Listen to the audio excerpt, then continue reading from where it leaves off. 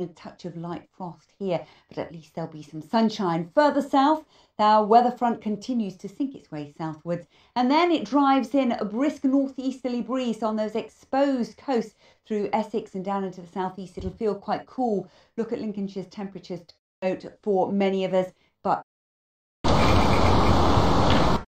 Brexit. The chair of the Labour Party, former president of the National Union of Mine Workers, Ian Lavery. Polly Mackenzie, director of the centre-ground think tank Demos, and Nick Cleggs, head of policy during the coalition government. The comedian, journalist, former Labour Party advisor, Aisha Hazarika, and the columnist for The Sun, The Sunday Times, and The Spectator, Rod Liddle.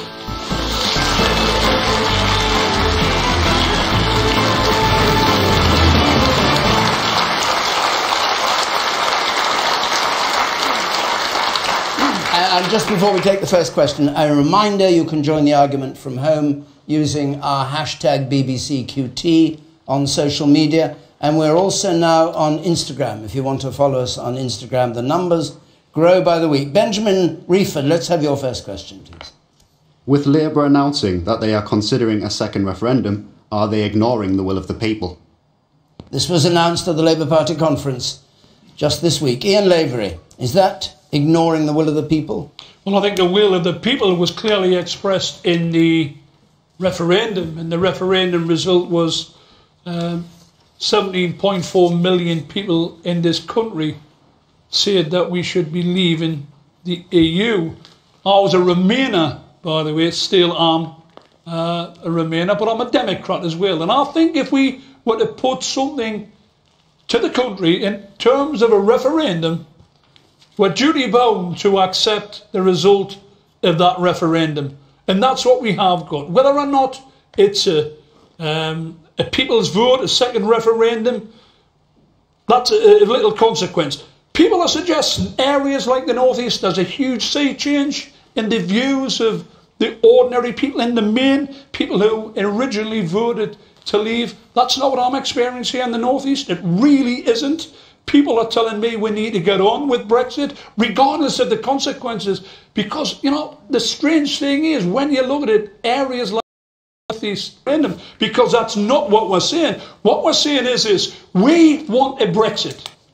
We want a Brexit negotiated in the best interest of the people of this country, not in the best interest of the Conservative Party. We want a Brexit which looks after security at the workplace. We want a Brexit that looks after the economy. We want a Brexit that looks after the environment and ensures that following a Brexit deal that we've got a collaborative relationship with the EU. That's your speech. It's not a speech. No, but there was a speech. No, but what about the question? It's a fact. It's a fact, David. What about what happened at the Labour Party conference this week? What about Keir Starmer, your shadow Brexit secretary, saying nobody's ruling out Remain as an option in a future EU referendum?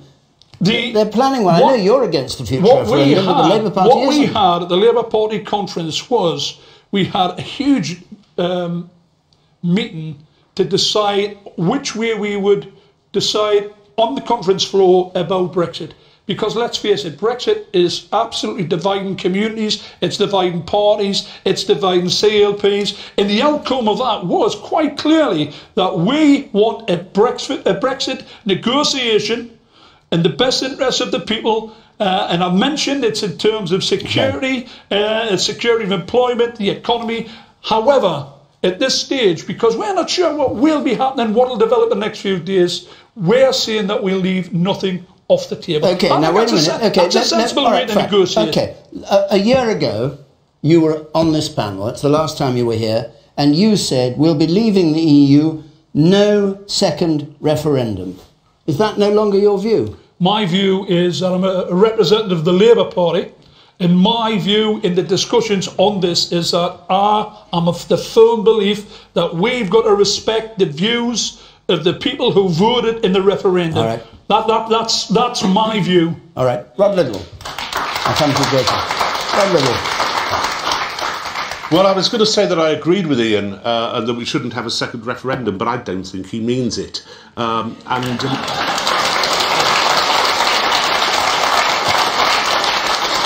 it's a great shame in a way, because the Labour Party, with some degree of principle, given that the majority of the Labour Party was very firmly for Remain, as was Ian, stuck to its guns and said it would respect the democratic decision which was taken by those of us on June the 23rd, 2016. And it continued with that policy, and I was actually quite proud that it had done so. And then we saw this weaselly manoeuvring from Corbyn at the conference this week and from the Labour Party, motivated purely by political expediency. They know that there are a lot of Remainer votes to be got out there. And so, if you could make head or tail of Ian, who was staunchly in favour of no more referendum, of what the lad thinks now, you're a better man than me, because listening to Corbyn, it was very clear that what he will do is have a second referendum, or what he will certainly do is vote down any deal which it's possible for this government to get, because he outlined exactly what he wanted, and it was things which had already been rejected by Theresa May as a possibility. So it was a clever political move by Corbyn, and he will reap the benefit of that. Would that be? Not a whirlwind. No, I think he will benefit politically from that. I think it was a pragmatic and cynical decision by the Labour Party, and that we will be heading towards a second referendum if they get in an election. Okay. The woman up there. The woman in the middle. Let me just hear one or two members of our audience, then we'll go on around the panel. Yes, you. Yes? I just found it hilarious having it been said that it was Weasley words by Corbyn, because I was actually in the room when that motion was discussed. There were 200 Labour Party members made that decision, and Corbyn was not in the room. 200 members representing about 150 constituencies up and down this country made that decision, and the decision is we want a general election so that we can manage Brexit. Okay. And you in front then, the man in the blue shirt, yes. But surely, if you're saying we want a second referendum, doesn't that go against the manifesto from last year, saying that there will be... Labour is just going. Labour's going to follow the Conservatives. They're going to follow. They're going for a Brexit. They're not wanting a second referendum or anything like that. And just a slap in the face, really, to all the people who voted Labour last election. Jacob Rees-Mogg. Thank you. The job of the opposition is to oppose, and quite understandably they want to make the life of the government difficult. That's what oppositions do, and the lady at the Labour Party conference quite rightly pointed out to us that the Labour Party would love another election. Opposition parties always want another general election because they hope that they might get into government, and that's their aim. But on the second referendum question, how many votes have we got to have on this? In 2015 we had a general election that decided that we would have the referendum. We then had the referendum, and then we had a general election where both major parties said they would implement the result of the referendum. It seems to me that there is a smallish group of people who are so determined not to allow us to leave the European Union that they want us to make us go on voting until we give the result that they want. And I don't think the British people will fall for that, and I don't think we should be hoodwinked by it. I think we should say this decision has been taken, and most of what Ian said I agreed with, that democracy requires that you implement that result before you start deciding what you're going to do on another referendum. That decision has been taken, and frankly, I think we need to crack on and leave as soon as possible.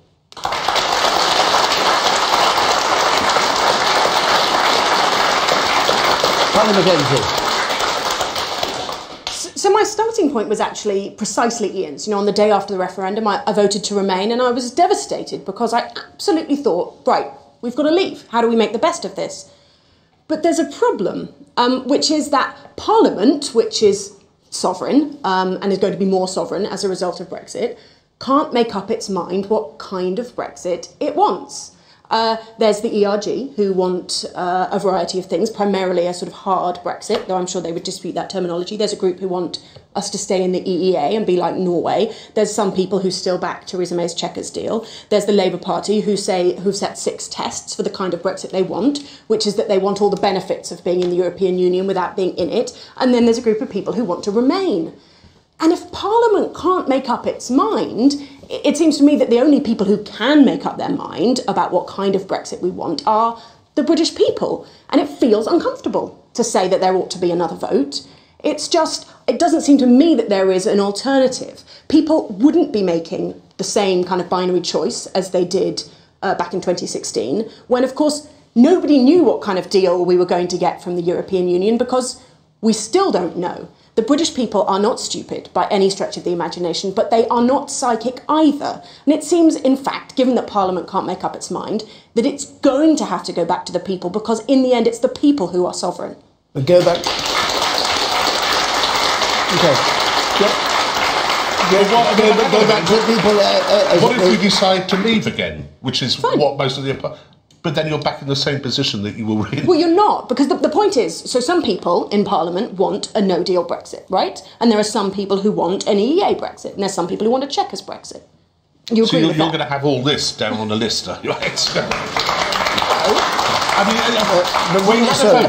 I don't know why. What kind of Brexit should we have? I don't know why this can't get through to the Remainers. You admit that there are different kinds that we could have, right? We had the vote. Yes. And it was won. So how would you The failure of Brexit at the moment is not a failure of the idea of Brexit or the means of leaving the EU. It's a failure of his party, I have to say, the way we've been led by this government, and by political chicanery on the part of the Labour Party more recently as well. It's not a failure of the idea of Brexit. It's a failure of the politicians who've been charged with seeing it through. Aisha.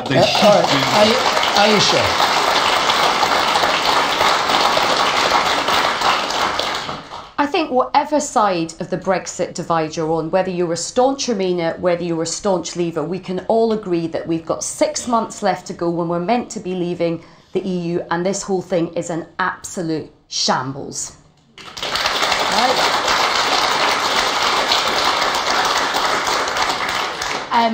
I was a reluctant Remainer because I don't think everything is perfect with the EU. I used to be a civil servant at the Department of Trade and Industry. I spent many years sitting in a room in Brussels, and trust me, nothing makes you want to leave the EU than spending a lot of time sitting in a room in Brussels, right?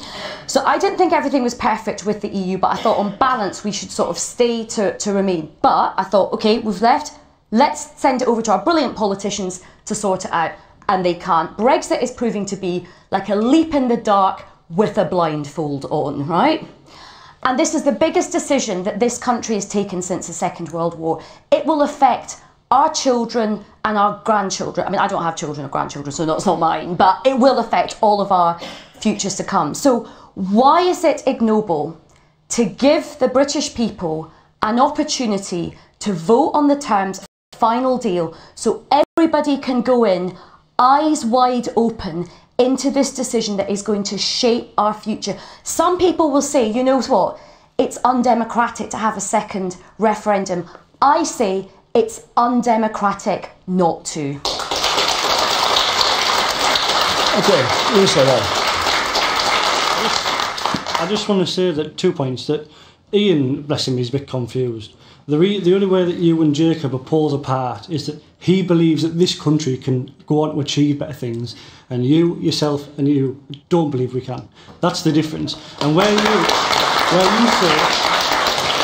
say that it's a shambles, the reason it's a shambles is because whether you voted Remain, Leave, or you're left or right, we should have all, 2 years ago, got behind the Prime Minister and the government, regardless of what you believed, and gone ahead against the EU as a country, and we haven't done. Mm-hmm. So when the EU's negotiating with us, they're not negotiating against a united kingdom, they're negotiating with a divided one. That's because... And that's the problem. No, it's not, because whether you think of how we should leave or not, the people have already had the vote. This people's vote that you all bang on about, we've had it 2 years ago, and we all decided to leave.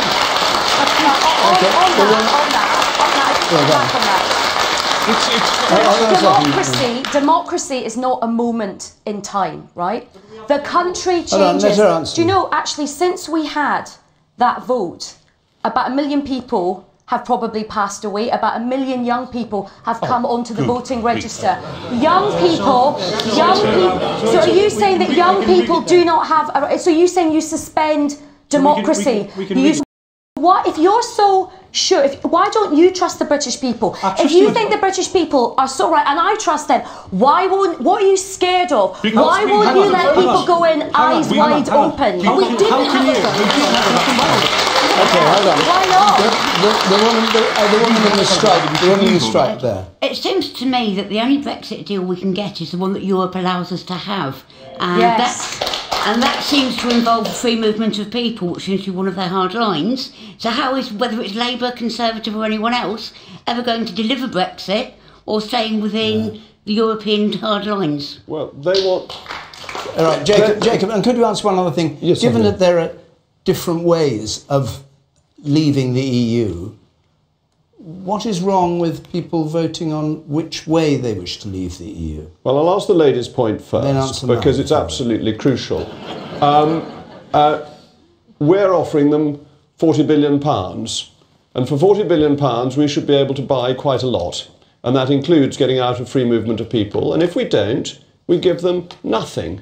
And we have no obligation to, and the House of Lords did a very important report last year that showed that if we leave without coming to an agreement, we don't owe them a penny. And that, ladies and gentlemen, is your money that we would save. It's taxpayers' money. And I think that's a very good and strong negotiating position, and we should not simply accept the departure the EU is offering. That would be political madness. But to come to Mr. Dimbleby's point, the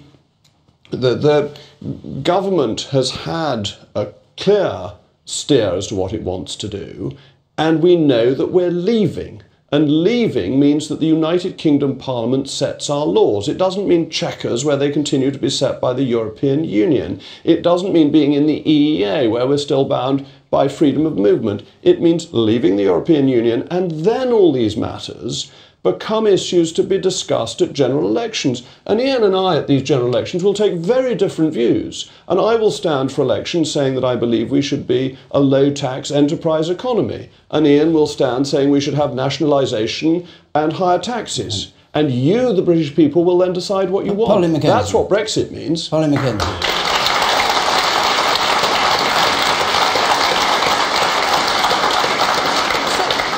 So what's extraordinary about what Jacob says is that he's completely reckless about the economic costs of the kind of hard Brexit that he and his fellow members of the ERG are advocating for.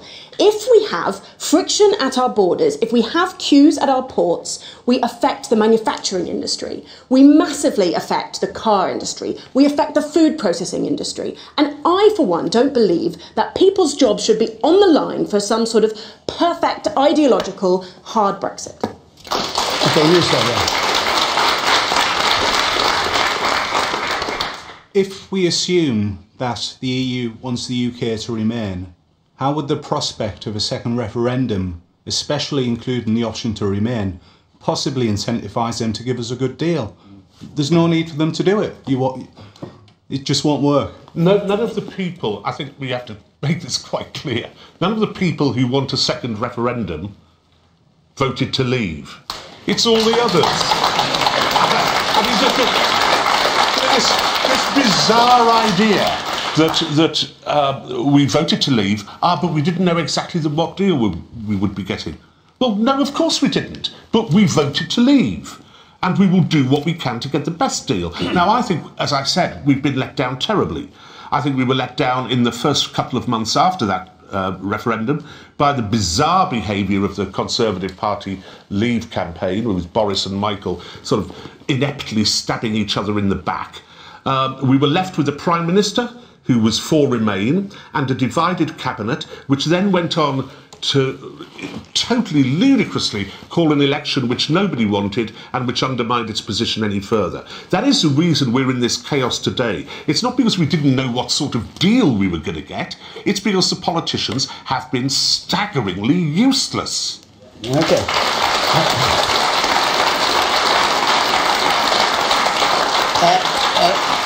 Let's just take one. We don't want to stick on Brexit right through, but Jean Marin, let's have a question from you, and then we'll go on to something else. Yes.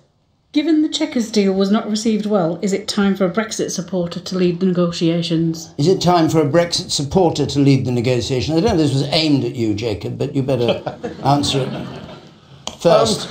Because you've called Chequers a dying duck. A dying down in a thunderstorm, in yes. whatever that is. And you said that the Prime Minister's wisdom and insight, she'll think carefully about adopting it. But she clearly isn't thinking, because she's still adopting Chequers and says it's the only way. I suppose the politician's answer, in terms of a Brexit supporter leading the negotiations, is that the Prime Minister is, of course, now a Brexit supporter, and that Brexit means Brexit. Only one person laughed. I thought they were... Good joke. Thank you. You're the comedian. Say that. But look, to be frank, I agree with a lot of Rod's analysis of this. I think the negotiations have been badly conducted. I think we have let the European Union make the running in the negotiations. We agreed to their establishment of the terms of the negotiations and the timetable of the negotiations. I think this has not been impressive.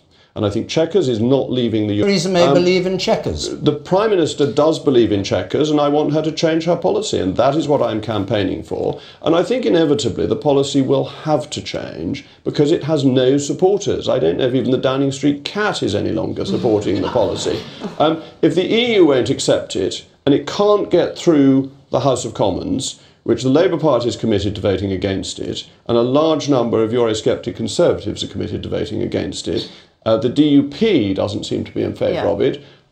How does it get through the Commons? Even if there's any alternative get through the Commons. But this is where there is not a majority in the House of Commons for any form of Brexit, which is why the people Polly first. Hold on, then I come to you, Ian. Polly. There is no majority in Parliament for any form of Brexit. So if you want Brexit to happen, you actually have to let the people decide. Well, no. I just want to say there's one thing I do agree with with Jacob, which is how dead Chequers is. I mean, Theresa May has unified the entire country against her with Chequers, which is quite a feat. But I do think you are being disingenuous, because I think the one bit of freedom of movement you would support would be at Downing Street right now, to be absolutely honest. And look, let's be honest. Brexit, of course it's not going to go the way you wanted it, because Brexit at its heart is a project of the right, for the right, by the right. You want a low tax, small state. It's absolutely true. Look, what Jacob's team I didn't want. vote for Brexit from the right. I voted for it from the left because I believe in democracy. But it's right-wing people who are delivering. Jacob's team wants to have a no-deal Brexit, right? A no-deal Brexit is exactly what Jacob. And look, Jacob is busy, right? He's busy, and he's got a lot of children, and he's said to us that he's never changed a nappy, and I think that's very good, because if he'd seen the inside of a nappy, he would know what a no-deal Brexit looked like for this country. The man up there in the fourth row, you sir, and then I come to you, Ian. Yes. I believe there is only one type of Brexit, and that's for us to fully leave, because members of certain member countries of the WTO have already stated if we have anything other than a free trade deal with the EU, we won't be allowed in the WTO as an independent nation. So if we're not allowed in there, what else is there? All right, and the woman up there. Well, you keep calling it the will of the people, that, you know, oh, we voted, that's it, you've had your cake and now you've got to eat it. Like, it's not exactly the will of the people, is it? Because quite a lot of people have said, I voted leave, but I would change my mind, because people have been lied to, they have been misled. They were told, oh, we're going to get millions for the NHS, yeah, we're going to stop migrants, we're going to do this and we're going to do that. None of that's going to happen. Not any of the original promises are actually going to happen in any kind of this Brexit. Did you vote Remain? I voted leave, but I have changed my mind because, in fact,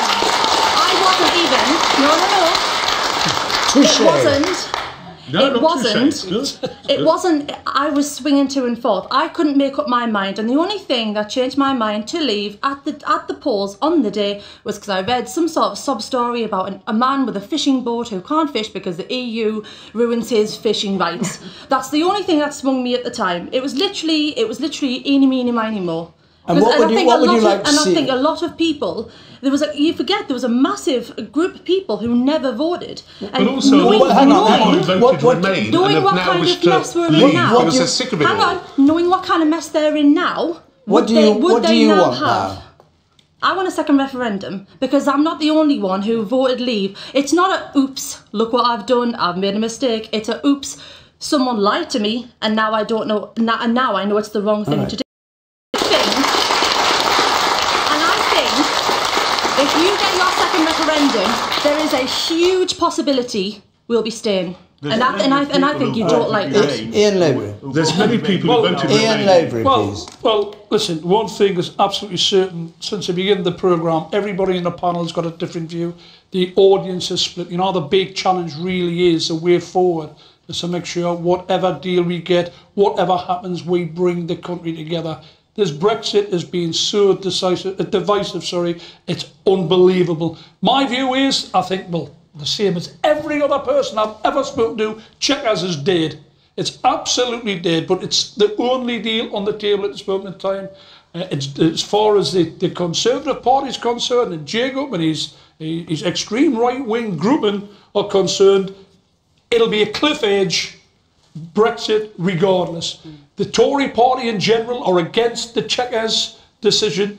The Labour Party will not support Chequers. The EU nations are fully against Chequers. There's only one way to sort this, and I'm a great believer in democracy, by the way, a great believer, and it's not to keep having a vote till some people get what they want. No, it's to have a general election and get the people who can sort this problem out in negotiating on behalf of the country.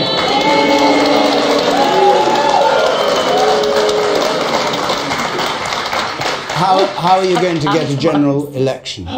Because I think you can see, if you have a look at the conference this week, for example, we have there's a huge sea change in British politics. No, I'm not talking about the results of an election. I'm talking about how are you going to get one. You're saying the Conservatives are going to vote for a general election. No, well, that would be... Otherwise you won't get one, that would be the great difficulty. We didn't realise we were going to have a general election only in 2017. People said it was definitely not opportune. It wouldn't be... We didn't have the procedures in place with a 5-year parliamentary act, but it happened.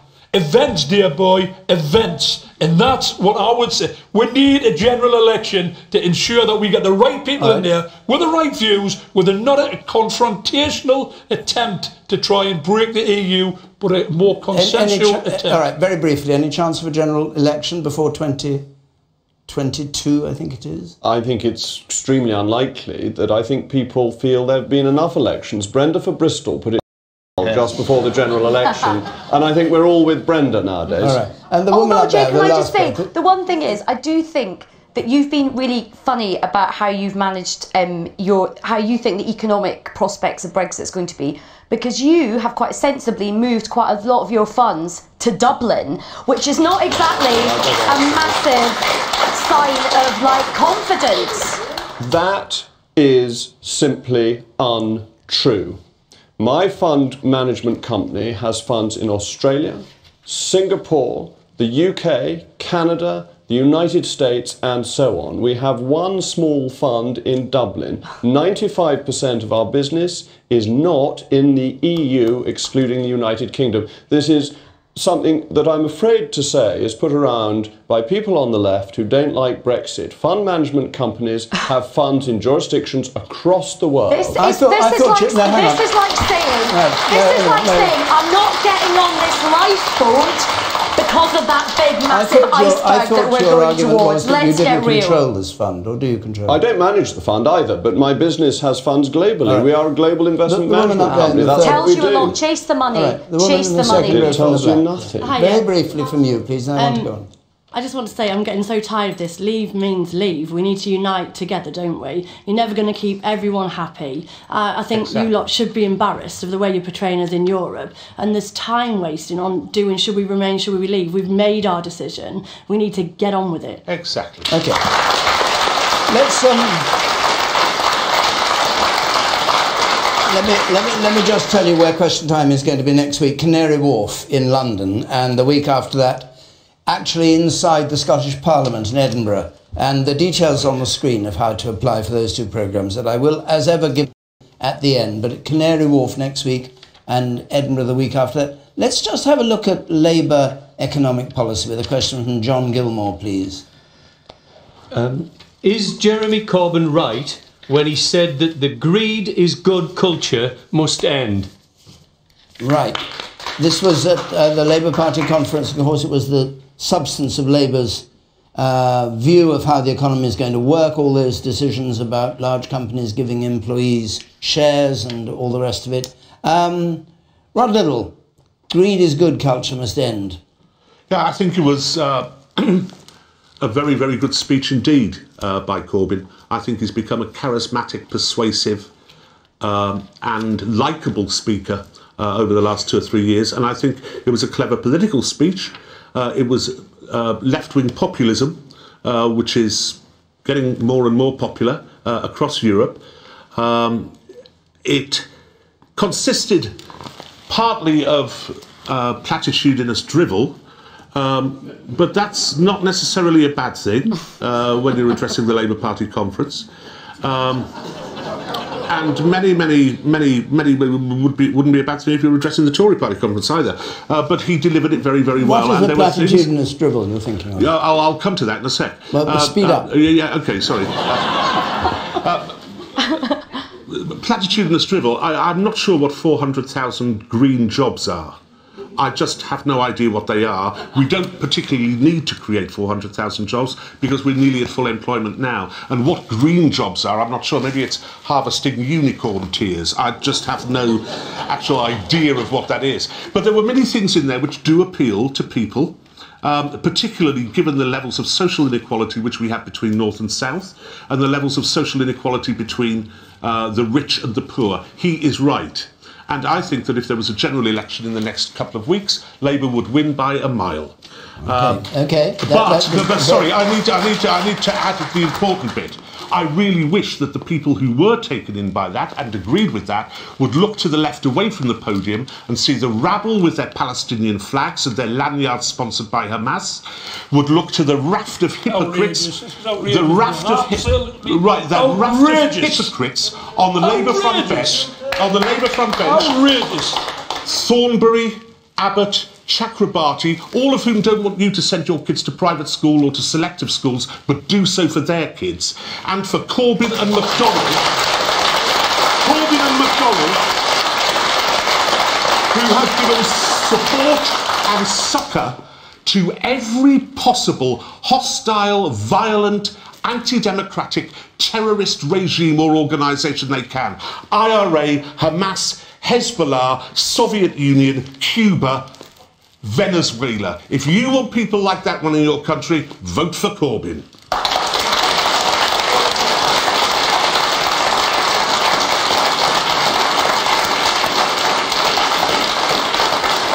Ian Lavery.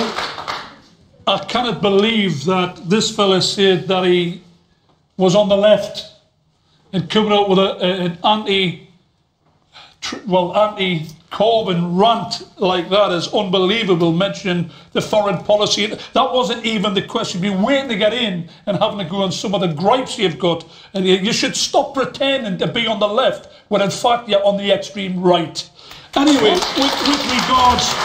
regards to the Greek culture, I just don't support Cuba, mate. That's all. You know, if I'm that not puts your you mate, on the right, then I'm not your that's mate. I'm not your mate. I'm not your mate. I really am not your mate. Anyway, let me get back to the question that was asked, and that was, is it right to get rid of the greed culture? Of course it is. People who work in the wherever they work, whether it's a big companies, smaller companies, small or medium enterprises, small enterprises, the bigger ones, which John McDonnell referred to with regard to the ownership, the share ownership issue. It's good stuff. It means that ordinary people in the workplace will have they'll have some say on the way in which that company organises, how the way that company invests in the future. They are the ones that are actually producing the wealth in these companies. And I think it's a great way forward to give an incentive to people and have a ratio of 20 to 1 to those at the very top of a company to those at the very bottom of the company. It's about ensuring that people get fairness at work. It's about ensuring that the people who produce the wealth have got a say in the future of the companies in which they work. And why shouldn't that be the case? Instead of having these multi-billionaires run away with fortunes and closing pension schemes and closing the schemes that benefit the workers, we've got to have a much fairer society. And that's what John McDonnell said this week, and that's exactly what Jeremy said in his speech. We've got to get rid of greed anywhere, and we've got to ensure that there's fairness across society and everybody can have a piece of the cake. Okay. Just before we go on, in order that we don't have to appear before Mr. Justice Cockle-Carrot, I'm told that Emily Thornberry doesn't send her children to private. Selective. Selective. Sends them out of the borough to a selective school. Let's just go back to the question and the quote, which was at the conference. Jeremy Corbyn said, "Greed is good, deregulated financial capitalism isn't working anymore." Jacob. Well, greed is obviously not good, but that doesn't mean the profit motive isn't good. And you have to divide the two, and you have to be realistic about this. Of course, you can make everybody equal if you make nobody have any money at all. You can level everything down and you can impoverish the whole nation, which is what Jeremy Corbyn's economic policy would do. If you look just at corporation tax has been cut from 28p in the pound to 19p in the pound, and the revenue from corporation tax has gone up by over 50%. Putting it back up, which the Labour Party, as I understand it, wishes to do, will simply mean that you get less revenue because behaviour will change. And what you always want to do is grow the economy so that everybody gets better off. And take this issue of employee share ownership. I'm very much in favour of this. I think it's a really positive thing for employees to own shares in the company in which they work.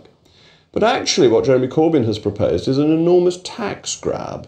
That if you take the example of Shell and the dividends Shell pays, the 6,500 employees could get a maximum of £500 each in dividends. HM Treasury could get over £1 billion. So who wins on that? Is it bad for the Treasury to get more funds in that way? If you're taking it out of the NHS, if you're taking it out of productive companies that would otherwise be able to use this money to pay their employees more or to invest on improving the service that they provide, yes, it is. Because by and large, ladies and gentlemen, you spend your money better than the government spends it for you. And there is an economic choice. Do you allow the decisions to be made by the government? Do you nationalise the railways again? Total nationalisation bill that's being proposed is £176 billion. Do you want to do that? Or do you actually think that bringing private capital in is going to produce a better, more fundamentally sound economy that can grow? Because what we want is for everybody to be better off and the standard of living for everybody to rise, rather than simply cutting people down to the lowest common denominator. But wages haven't risen. That's a very important point. All right, hold on a second. I'll come back to you. You, sir, up there with spectacles in the third row from the back. Myself? Yes. Yeah, I was the one asked the question in the first place. What do you think? I work part-time for a major trade union, and 50% of the workers who I go around to see are in care homes, work in care homes. Almost every one of them are on the minimum wage. They live from hand to mouth. Many of the care homes are owned by investment companies, owned by the type of people and the class of people like Mr. Rees-Mogg. You know, they often pay very little tax because they based abroad in, you know, the Cayman Islands or something like that. We've had 40 years of this, 40 years of greed is good, and 10 years since the banks went bust. And what have we actually got for it? You know, people haven't had a pay rise, people are getting the benefits cut, you know, people are, you know, teachers and nurses, there's a massive recruitment problem. And the top and bottom of it is the system is actually failing working people. All right. Because it's entirely based on greed. I'm going to bring you in again. Penny McKenzie, sorry, we're going to go round. Penny. So, I mean, you're completely right that the greed is good culture has to come to an end. And I think probably for the first time in my life, completely agree with Rod that Jeremy Corbyn has wrapped himself actually in a kind of cloak of moderation. And he is speaking in a compelling and charismatic way about the changes that he wants to make. I don't know if you've seen it, but the Labour Party produced an absolutely beautiful party political broadcast about towns, talking about dignity and identity and a sense of purpose and meaning in people's lives that they feel that they have lost.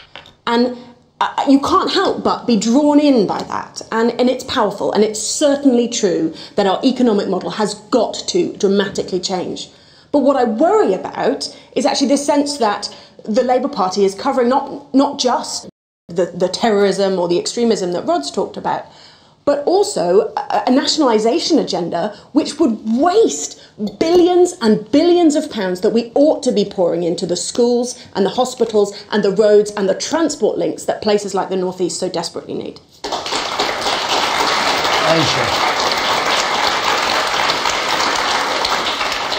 So I think Jeremy Corbyn has really struck a chord with the mood of the public, as the gentleman there said. I think people in this country are sick and tired of an economy that just does not work for them. And 10 years on from the crash, as Rod said, you know, living standards have been really, really squeezed. People now have a new phenomenon where they are working, but they are still locked in poverty.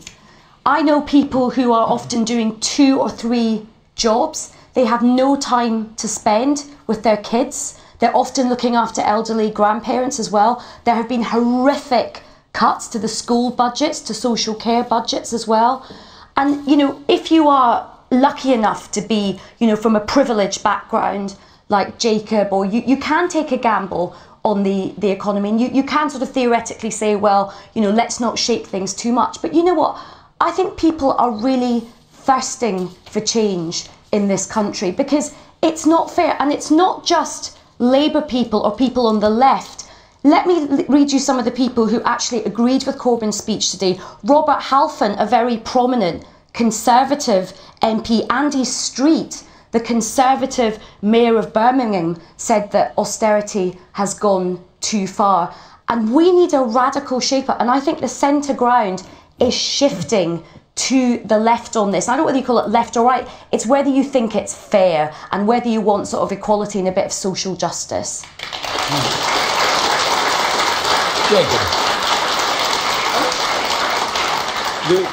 The issue on wages and living standards is absolutely crucial. The government has done some things like raising the tax threshold, which is a right step, but not alone enough. Actually, I think the real shake-up is Brexit, because one of the things that has held wages down for the least well-off is the free movement of people, because by and large, there is evidence for that, actually. There is evidence for it at the lower level, that wages are kept down by the free movement of people, and restricting that. It is exactly what it said.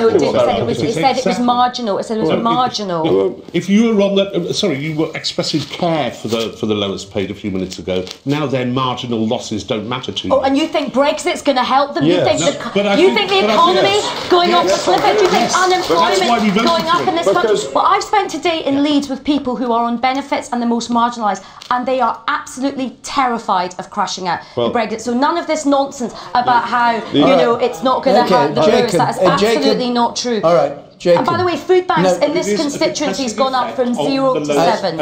What he said was correct. Aisha And it was in the Rod. report. Okay, you two, just let Jacob have a word, because he was attacked from up there, he was attacked from here. He has a chance to reply. I'm used to that. I'm a Conservative politician. Escape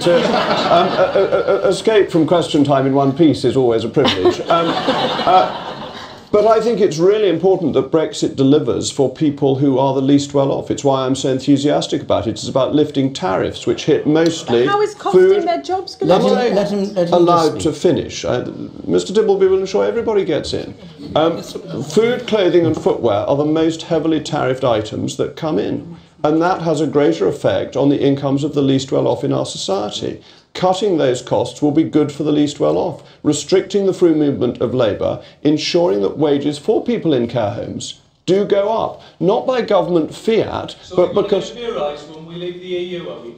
I think... So are you going to guarantee that care home workers will get a significant pay rise? Restricting free movement of labour is highly likely to increase the wages of those on the minimum wage, because there's no migrants working in care homes in this region. There's a shortage. No, but in the country at large, there are many migrants working in care homes. So there's already a shortage. So how come wages haven't gone up for care home workers? Wages can only go up in care homes funded by the government if the government pays for the care homes, which means they have to put up taxes. Wages can go up not if you put up taxes, but if the economy grows, and you get the economy to grow by making...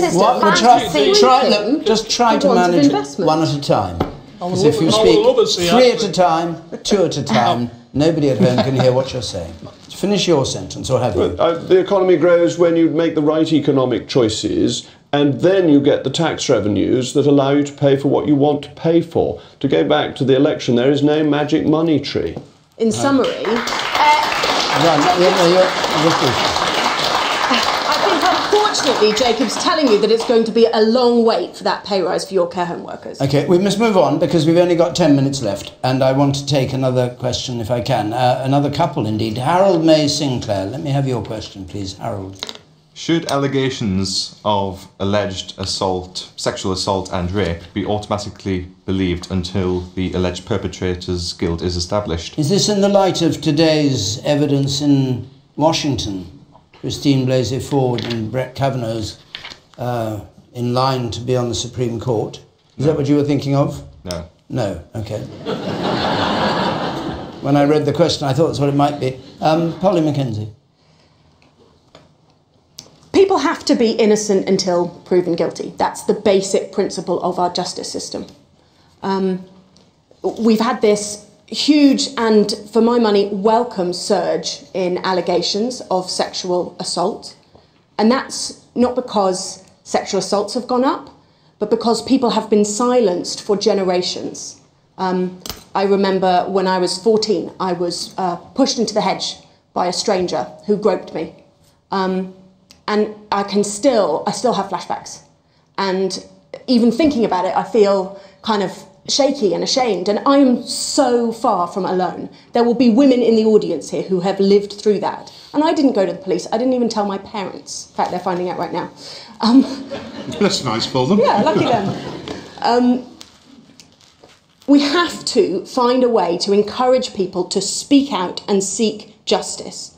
And it is horrific. We have to accept it's horrific for those against whom allegations are made who are innocent.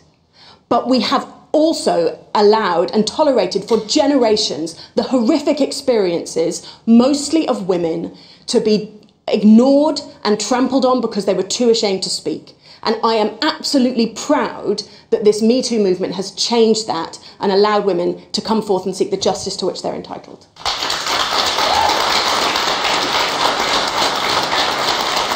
Harold Sinclair, what is your view? Yes, in certain cases, such as young people and people who are vulnerable. But what about people who, I'm close to someone who was subject to Operation Midland. And I think, and I've watched what it has done to him. It has destroyed his life, it has destroyed his livelihood, his family, his friends. It's ridiculous and it's disastrous. It has far too long been guilty until proven innocent. It's awful. Was that when the police talked about evidence being credible and true? Before interviewing or even notifying those involved.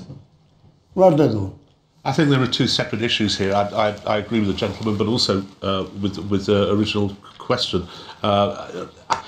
The second issue, which you allude to, I think, yes, I think the police have got an awful lot to answer about the way they've conducted themselves with sexual assault charges in the last couple of years, including deliberately withholding evidence. It has been appalling, and one hopes that would change.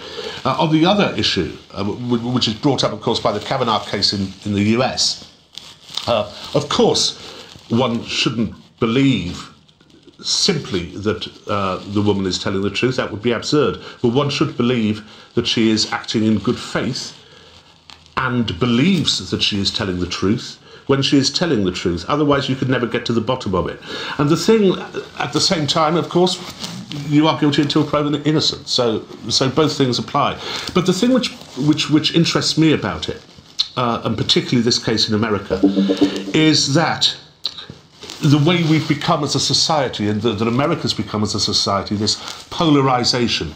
Basically, if you are in America and you don't like Trump, Kavanaugh is guilty. And if you are in America and you do like Trump, Ward is telling lies. And it really is as simple as that. It has become so polarised over these two issues that it is hard ever to know if you're going to get to the bottom of what actually the truth is.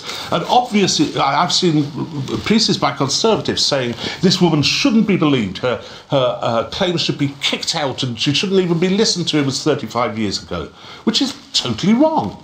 You know, this was a serious allegation. And at the same time, I've heard the Democrats saying, if she says it, it's true. And Kavanaugh must go. But it's a sign of how we've become, partly with social media, as a society, that these things become politicised and we lose the sense of what the truth is. Aisha.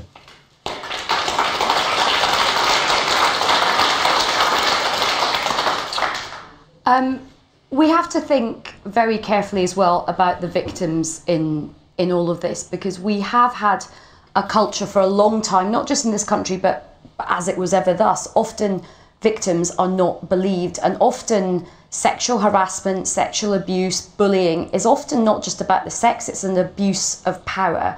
And often the people who are being abused do not feel that they are in a position to come out and speak and be believed, and that is a very big issue. I think just the sight today, the sort of grotesque sight of that poor woman having to give very harrowing testimony in America in front of a bank of sort of white male privileged men. It was like a scene out of The Handmaid's Tale.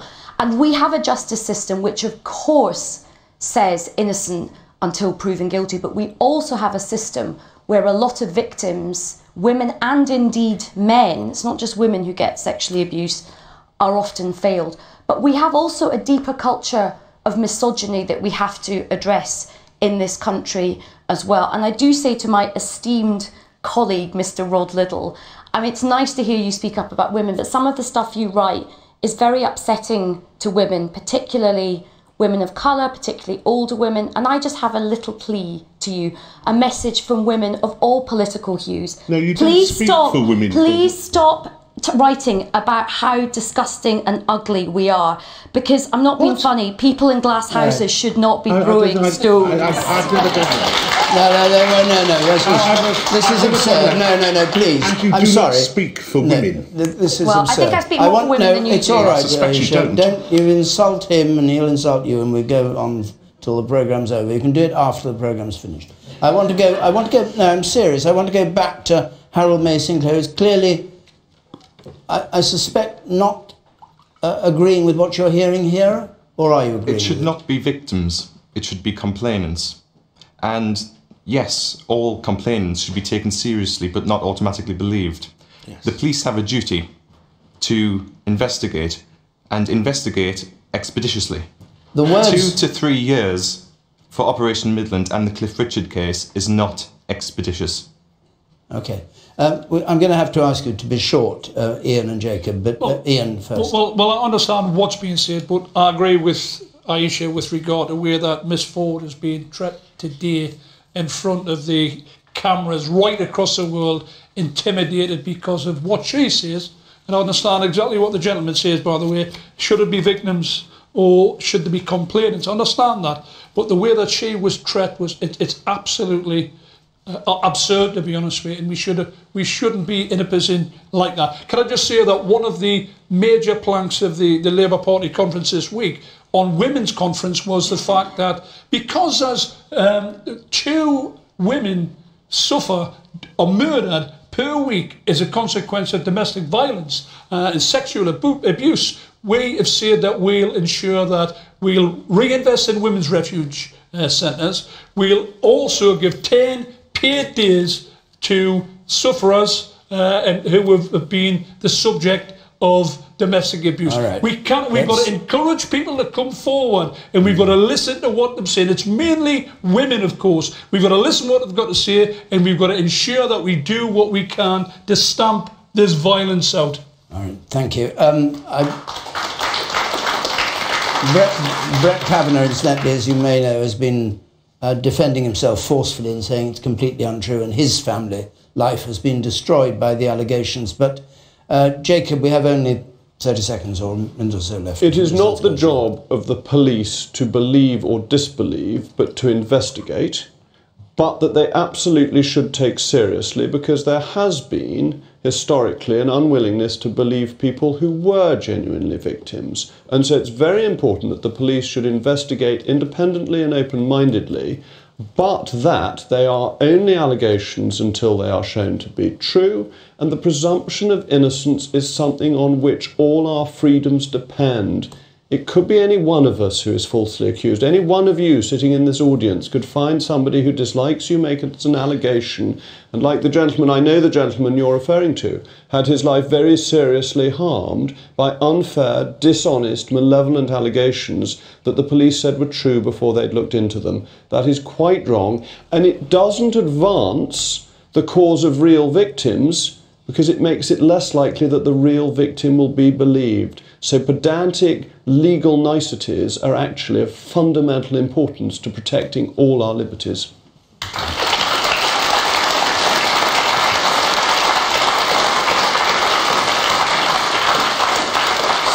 So, our hour is up, and next Thursday we're going to be at Canary Wharf in the City of London. We're going to be joined there by the poet, George Mapanga, George the Poet, by Alan Sugar's right-hand man from The Apprentice, Claude Littner. And the week after that, we're going to be in Edinburgh, inside the debating chamber of the Scottish Parliament at Holyrood. Now, if you'd like to come to either of those two programmes, 0330 123 9988, or you can go to the Question Time website and follow the instructions there. If you want to discuss what's being talked about here tonight, you can join Adrian Chiles, as ever, on Question Time, Extra Time. It's on 5 Live right now, and it can be downloaded as an Extra Time podcast tomorrow morning. We're going to continue, I suspect, the rather angry debate outside the studio, but perhaps we won't, we'll see. But I'd just like to thank our panel, thank all of you who came to Bishop Auckland to take part in this edition. Until next Thursday from Question Time, good night.